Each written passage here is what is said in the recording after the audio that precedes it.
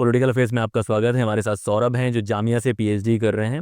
इन्होंने हिंदू से पढ़ाई करी है, तो सौरभ से जानने की कोशिश करेंगे कि हिंदी में पीएचडी का जो उनका सफ़र है वो कैसा रहा और कैसे उन्होंने ये जो सफ़र है वो तय करा। तो सौरभ, अपनी जर्नी बताने की कोशिश कीजिए, 12th से लेके जो अभी तक आपने पढ़ाई करी है, फिर जामिया तक पहुँचने का। हम्म। मैंने मेरी स्कूलिंग जो है वो इंग्लिश मीडियम में हुई, सीबीएसई बोर्ड से। तो मुझे ह्यूमैनिटीज़ से पढ़ना था, मतलब पीसीएम से मैंने 12th से अपना किया, पर मुझे साइंसेस में उतनी रुचि नहीं थी, तो मुझे ह्यूमैनिटीज़ में आना था। तो मैंने कुछ अपना जो भी उस समय तो मैं सोचता था, उसके आधार पर मैंने सोचा कि मुझे हिंदी पढ़ लेना चाहिए। नॉर्थ कैंपस में हिंदू कॉलेज में मुझे एडमिशन मिल रहा था, तो मैंने ले लिया। सो हिंदू कॉलेज से मैंने ग्रेजुएशन किया अपना हिंदी में। उसके बाद जेएनयू से मैंने एमए किया, जो कि कोविड के दौरान हुआ, जिसमें कि फिर मुझे 6 महीने लगभग यहाँ पे यूनिवर्सिटी में रहने को मिले ऑफिशियली। और उसके बाद फिर 2 साल का गैप रहा मेरा, और उसके बाद फिर अभी मैंने जामिया में पीएचडी में एडमिशन लिया है। तो 12th कहाँ से करा आपने, कौन से? 12th किया है लखनऊ से, लखनऊ पब्लिक स्कूल से।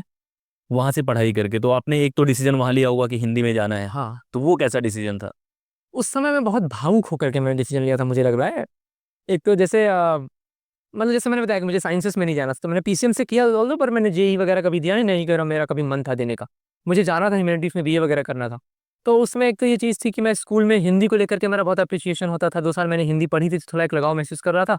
फिर और फिर मुझे लगा कि चलिए, उसमें आपको जो भी सोचते हैं कि हिंदी की सेवा करेंगे, ये करेंगे, वो करेंगे, दुनिया भर की बातें, मतलब 18 की एज में आप कितना ही सोचते हैं। ग्रीन एज का जो भी वो होता है, वो सब सोच करके मैं आ गया। लेकिन आते ही फिर मुझे धोखा हुआ, झटका लगा कि ये सब क्या है। मतलब जो मैं सोच के आया था पढ़ना होगा, उसके अलावा 2-3 पेपर और पढ़ने में गए थे कि हिंदी भाषा का इतिहास क्या होता है, हिंदी साहित्य का इतिहास क्या होता है, और मुझे कुछ पल्ले नहीं पड़ रहा था।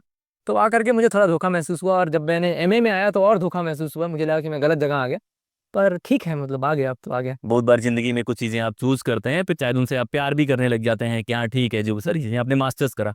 तो एक तो जेएनयू के जो मास्टर्स का सफर है उसके बारे में बताइए। फिर मास्टर्स के बाद आपने और भी चीजों के बारे में सोचा होगा, यूपीएससी ऐसे एग्जाम्स के बारे में। फिर पीएचडी लाइन कैसे है? मतलब एक तो मैं ग्रेजुएशन के बाद ही, उस समय मैं जो सोच रहा था कि मैं बहुत तैयार नहीं था कि मैं एमए करने आऊँ। पर कोविड आ गया था और बहुत अनसर्टेनिटी थी, तो उसमें कुछ समझ में नहीं आता क्या करें। तो मैंने एंट्रेंस के लिए थोड़ी तैयारी कर ली, और फिर एंट्रेंस दे दिया, और बहुत कम सी तैयारी में फिर मेरा एंट्रेंस में हो गया।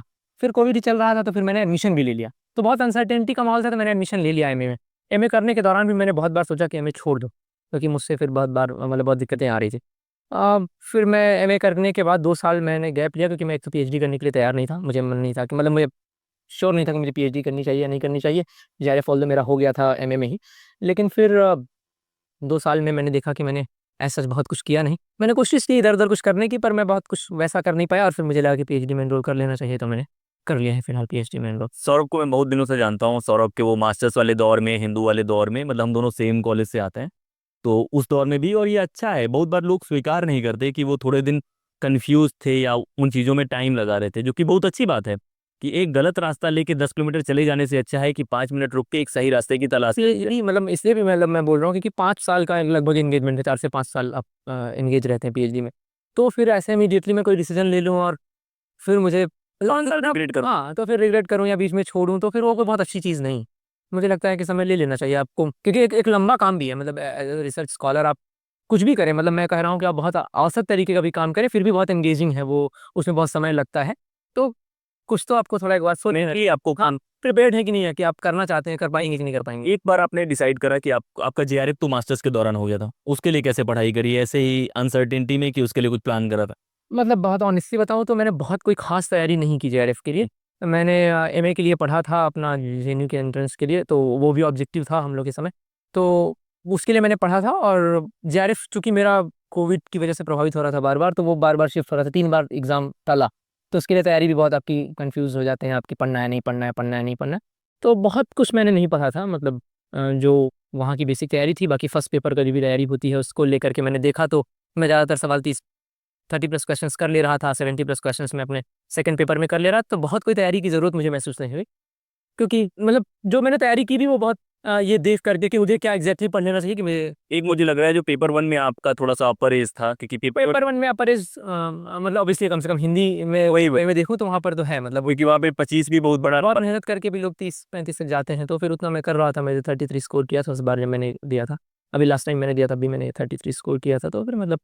तो एक बार आपने क्लियर कर लिया दिमाग में कि भाई अब पीएचडी करना है, तो वहाँ पे कहाँ कहाँ आपने अप्लाई करा, फिर कैसे प्रोसेसेस हुए, उसके बारे में बताइए। मैंने 3 ही यूनिवर्सिटीज़ में अप्लाई किया, एक तो जेएनयू, डीयू और जामिया में।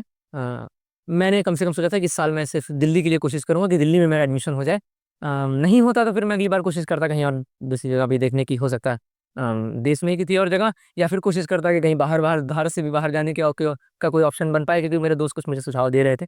तो फिलहाल मैंने कोशिश की कि मैं इन 3 जगहों पे एडमिशन पा जाऊँ, पर मुझे जेएनयू में भी एडमिशन नहीं हुआ, डीयू में भी नहीं हुआ। फाइनली फिर मुझे जामिया में एडमिशन मिल गया।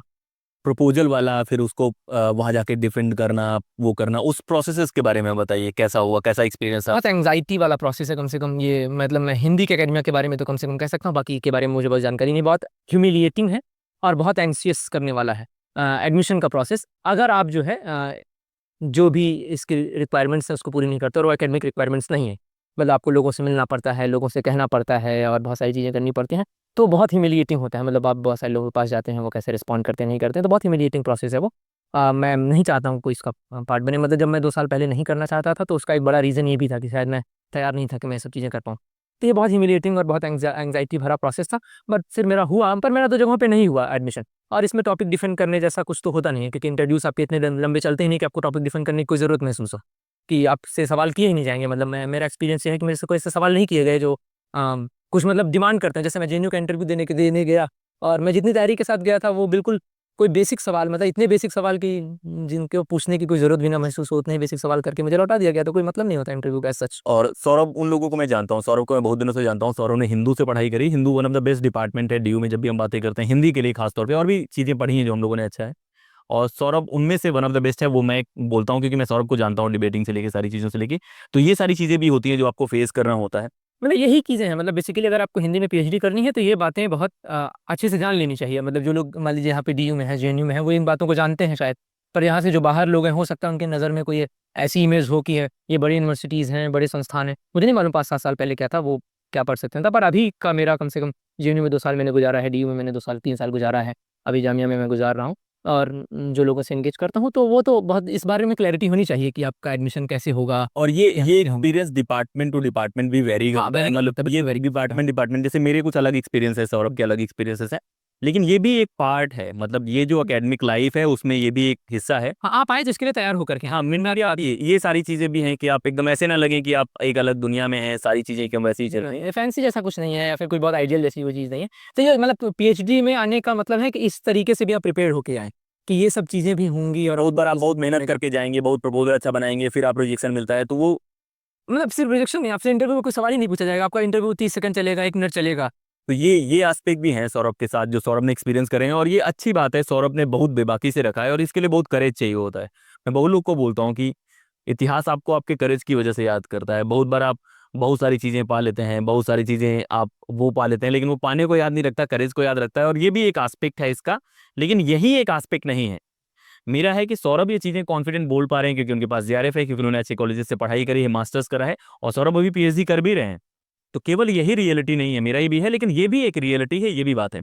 तो Saurabh, as a PhD scholar, जब आप मास्टर से पीएचडी में मूव करते हैं, अप्रोचेस कैसे बदल जाते हैं पढ़ाई को लेके या चीज़ों को लेके? मतलब मतलब आप एक स्टूडेंट होते हैं, और एटलीस्ट अपने कोर्स वर्क तक शायद एक स्टूडेंट होते हैं, जैसे कि अभी मैं कोर्स वर्क में हूँ। पर उसके बाद आपको एक रिसर्चर बनना है, तो आप एक स्टूडेंट नहीं रह गए। एक तो बेसिक बात यही आ जाती है कि जैसे आप एमए हो गए और नेट हो गए, तो आप एलिजिबल हो गए, मतलब कम से कम लीगल टर्म्स में कि आप एलिजिबल हो गए असिस्टेंट प्रोफेसर बनने के लिए। तो अब आप स्टूडेंट नहीं रह गए। वहीं से ये बात तय हो जाती है कि अब आप स्टूडेंट नहीं रह गए हैं। अब आप सिर्फ पढ़ने के लिए नहीं है कि जो चीज़ें आपको मिल रही हैं सिर्फ आप वो पढ़ेंगे। तो रिसर्चर होने के लिए जो बेसिक जो डिफरेंशिएशन जहाँ से वो अलग हो जाता है रिसर्चर, वो ये है कि वो अब जो ज्ञान है, जो नॉलेज है, प्रोडक्शन का पार्ट हो जाएगा वो। ये बहुत अब तो नॉलेज रिसीव करने का वो नहीं है कि वो सिर्फ हम नॉलेज रिसीव करते हैं और अपना समझ बनाते जाते हैं। वो तो आपको लाइफ लॉन्ग एक प्रोसेस करना है, पर आप नॉलेज प्रोडक्शन का भी पार्ट हो जाएंगे। आप नॉलेज को आपको प्रोड्यूस करना है। आपको कुछ ना कुछ क्रिएट करना है, जो भी अंडरस्टैंडिंग है, आपका थॉट प्रोसेस कैसा है वो। तो ये जैसे पीएचडी स्कॉलर लोग बोलते हैं, जैसे अभी तक आप मास्टर्स में थे, मास्टर्स के बाद सौरभ एमए हो गया, वो जब आपको कोई लगाता है पीएचडी स्कॉलर है वो है, कैसा फील आता है? ये फील, क्योंकि मैंने ये फील करा है, मैं बहुत लोग से मिलता हूँ। ये बहुत एरोगेंट चीज नहीं बोल रहा हूँ, लेकिन एक कुछ तो परसेप्शन में बदलाव आता है जब आप ये फील करते हैं।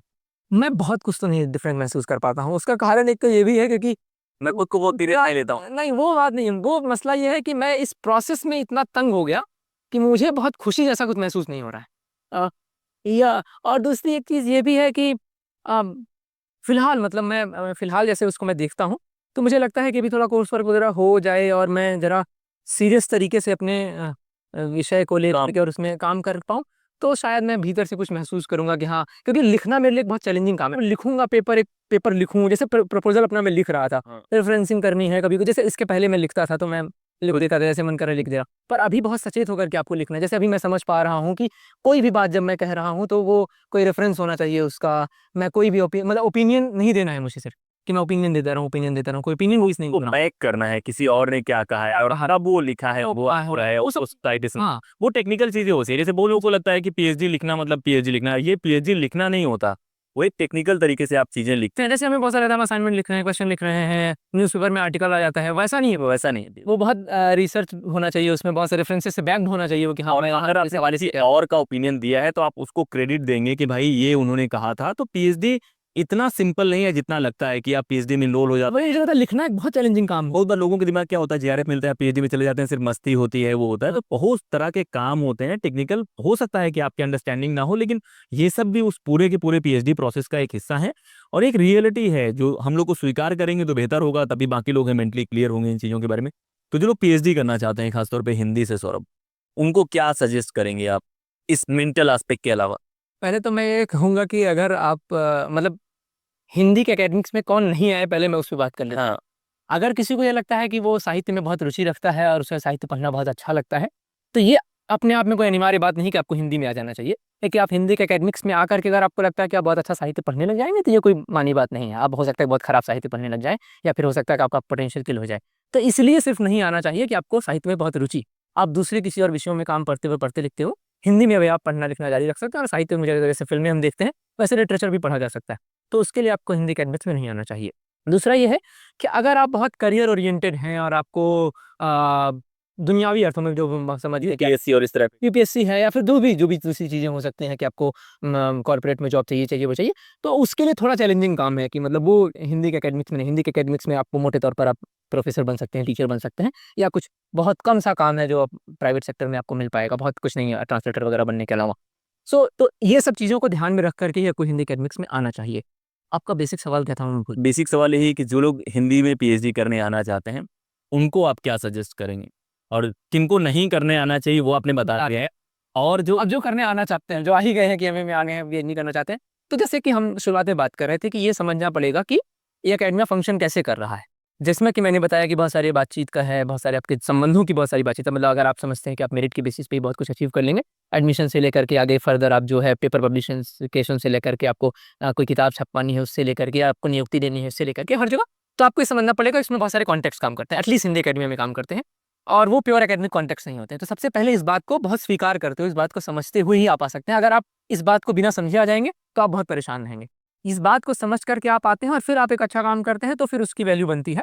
मतलब है कि अगर आपको काम करना है तो चक्रव्यूह को भी समझना पड़ेगा समय एक तरीके का। सब समझ लीजिए कि आप ये पॉलिटिक्स है या कुटुंबी है, जो भी चीजें हैं। और एक है कि आप जितना मासूम हैं आपके परेशान होने की संभावना उतनी ज्यादा हो जाती, क्योंकि आपके जो दुनिया को लेके एक जो धारणाएं हैं कि दुनिया कैसे फंक्शन करती है, आपको झटका तभी लगता है ना, आप इमेजिन करते हैं यार ये ऐसी चीजें होंगी, मैं जाऊंगा, मैं ये प्रस्तुत करूंगा, सारी चीजें। तो थोड़ी सी अब यही है कि एक आइडियल दुनिया आपने इमेजिन करी है, एक रियल दुनिया अलग है। तो ये केवल पीएचडी लाइफ की बात मैं नहीं कर रहा हूँ, आप रेलवे स्टेशन पे भी जाइए तो जो आपकी इमेजिनेशन का है कि जैसे प्रोसेसेस होंगे, आप एक बैंक में भी जाइए, जो प्रोसेसेस आपने इमेजिन करे हैं, उस प्रोसेस से गुजरने के बाद मैं ये गारंटी लेता हूँ, जैसे आप सौरभ को 4 महीने पहले वाले सौरभ से और अभी वाले सौरभ से मिलेंगे तो काफी फर्क आ गया। मैं सौरभ से लगातार बातें करता रहता हूँ, हम लोग बहुत सारे टॉपिक्स पे बात करते हैं। तो ये सौरभ का जो था बहुत रियलिस्ट और बहुत ज्यादा ऑनेस्ट है, ठीक है। मुझे रिकॉर्ड करते हुए लग रहा था कि भाई सौरभ को कहाँ रोकना है, कितना बताना है, कितना नहीं बताना है। लेकिन ये भी एक एस्पेक्ट है। मैं कह रहा हूँ कि दुनिया में मेरे पीछे अभी अंधेरा होने वाला है, लेकिन ये इसका मतलब ये नहीं कि कल सूरज नहीं उगेगा। मतलब अगर आज सूरज डूबेगा तो कल उगेगा भी। और आप लोग अगर दिल में है कि आपको करना है, सौरभ ने इतनी चीजें बताई लेकिन तब भी सौरभ पीएचडी कर रहे हैं भाई, और मेरा एडमिशन भी हुआ। और ये नहीं है कि अच्छे लोग आते नहीं है, हर जगह उम्मीद है। आपको मेहनत, दरवाजे खटखटाते रहो, एक जगह नहीं, 2 जगह नहीं। और अगर आपकी है चाहत वो करने की तो आप वो क्रिएट कर सकते हैं। तो ये वीडियो थी सौरभ के साथ, सौरभ ने बहुत सारी बातें आपको बताई। अगर आपको भी इन चीजों में इंटरेस्ट है तो बाकी लोगों तक शेयर कर सकते हैं। एक बात मैं बोलूँ, मतलब अगर मतलब जैसे मतलब मेरी बातें अगर बहुत निराशाजनक लगी तो मैं ये भी बता दूं कि बहुत सारे अच्छे रिसर्च स्कॉलर्स हैं, बहुत सारे अच्छे प्रोफेसर्स हैं जो अच्छी रिसर्चेस करवा रहे हैं, कि लोग अच्छी रिसर्चेस कर रहे हैं, बहुत अच्छा लिख पढ़ रहे हैं। तो ये सब भी चीज़ें हैं, और देश में ये सब नहीं है। ये सब हैं भी। और ये लोग दिक्कत क्या होती है, जैसे मान लो कि न्यूज़ में क्या चीज़ें आती हैं, इसको देखना कि न्यूज़ में अधिकतम जो एकदम एक्सट्रीम चली जाती हैं वो चीज़ें आती हैं। तो नॉर्मल बहुत सारे अच्छे प्रोफेसर्स हैं, बहुत सारे अच्छे इंसान हैं और बहुत सारे अच्छे प्रोफेसर्स हैं जो अच्छे काम कराते हैं, बहुत सारे मेहनती बच्चे भी हैं। तो और वो भी एक्सपीरियंस भी है, मतलब इन सब हाँ। इसमें रहना। और अभी जैसे एक एक इमीडिएट एक्सपीरियंस डोमिनेट भी करता है कि सौरभ को आदत नहीं थी रिजेक्शन की। हम लोग को ज़्यादातर, जैसे मैं भी बोलता हूँ कि जब यूपीएससी का झटका है कोई भी है, क्योंकि हम लोग को थोड़ी आदत कम है हिंदू से लेके जो जर्नी रही है, और उसका एक मेहनत का भी नतीजा है। अगर 10-12 घंटे आप पढ़ते हैं तो आप ये उम्मीद करते हैं कि जहाँ भी आप अप्लाई करेंगे आपका होगा। तो वो भी एक डोमिनेट कर सकता है। लेकिन कहानी यही है कि अगर आप किसी चीज़ से सच्ची मोहब्बत करते हैं तो आप मासूमियत के साथ मत आइए, रेशनैलिटी लाइए। चक्रव्यूह भी है, सारी चीज़ें हैं, लेकिन मज़ा तो वही है कि जहाँ पे चीज़ें थोड़ी कॉम्प्लेक्स हों, थोड़ी मेहनत लगी ना। तो ये बातें हैं एकेडमिक लाइफ के बारे में, हिंदी लिटरेचर में पीएचडी के बारे में, और ऐसे वीडियोज़ हम लोग लाते रहेंगे। इस वीडियो में इतना ही। जय हिंद।